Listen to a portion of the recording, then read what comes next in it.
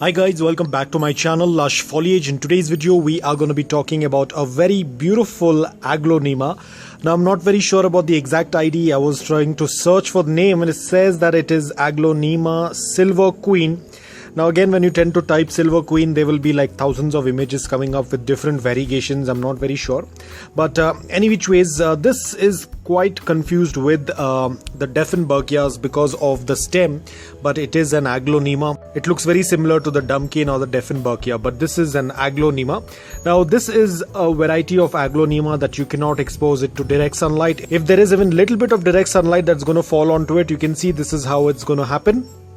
It will get damaged and it will get burnt, so you have to be extremely careful. Now this one is doing quite well. Again, I got this as a gift a couple of weeks back, and now you can see it is starting out to put a new growth. I'll show it to you over here. So I think I'll have to take out my camera from the stand, and here we go. This is the new growth that is coming up, and I'm very excited about it. So I thought I will give you quick tips. Usually I keep talking about adding fertilizers, adding watering. I usually do not show it in my videos, but in this video I will be showing it to you.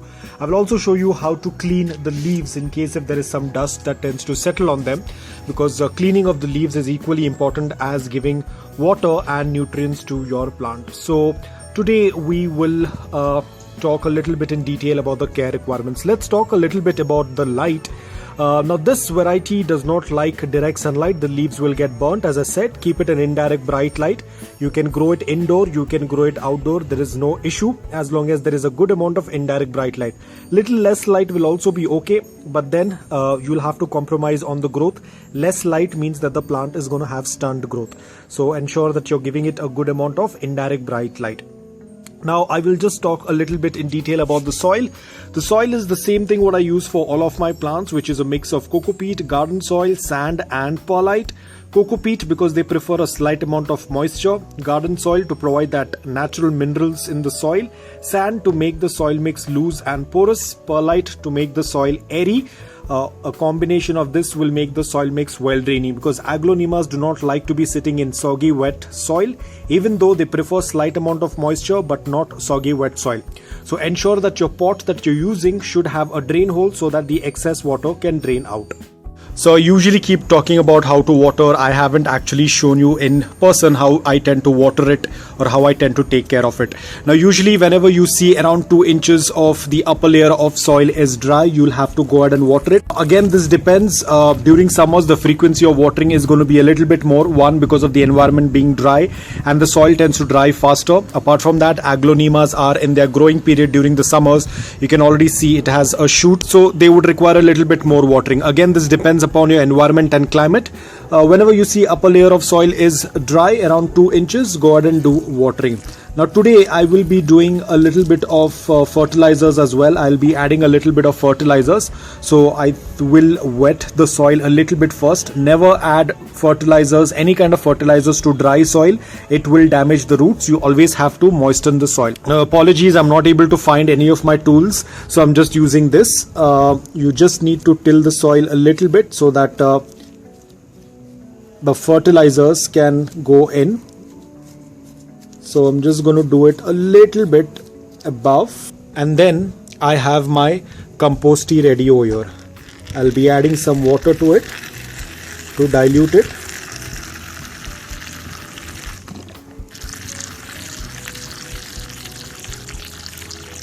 I will dilute it completely and then add it into my plant. So now that I have added fertilizers, I will let the soil get soaked with it. Now it's the growing period, so you can do adding of fertilizers once a month or once in 15 days depending upon what kind of fertilizer you are using. I use compost tea and I use it only once a month, and that is more than enough for the plant to grow. Any which ways it is putting out a new shoot, so it is going to help the plant grow much better. Even for my flowering plants as well, right now whichever plants are flowering, I tend to use the compost tea. see this, the water has started to pass through the drain hole. So this indicates that we are done with our complete watering. So we have done our watering, we are done with the fertilizers. You have to ensure that there is a good amount of humidity around the plant, especially if you are from a very dry environment. If you are growing it indoor and there is not much humidity, then you can use a humidifier. Now the next thing what I'm going to do is I will just mist the plant a little bit from above, not a lot, just a little bit, because I want to clean the plant as well today. It's been really long, there is a lot of dust on the plant, so I thought I will clean the leaves as well. So I'll do a very light misting. So now I will just mist another one as well, and just take because my plants are all outdoor, there's a lot of dust, especially there's a lot of construction going on around my place, so there is going to be a lot of dust that tends to settle down on my plants. So I have to sit and do this. Of course, I don't do this every day. Once a week, it's absolutely okay. Today I was adding fertilizers and giving water to the plant, so I thought I will show it to you as well. And you can see the amount of dust that tends to settle on the plant, so it's very important that we clean it up. I will clean the stem area also.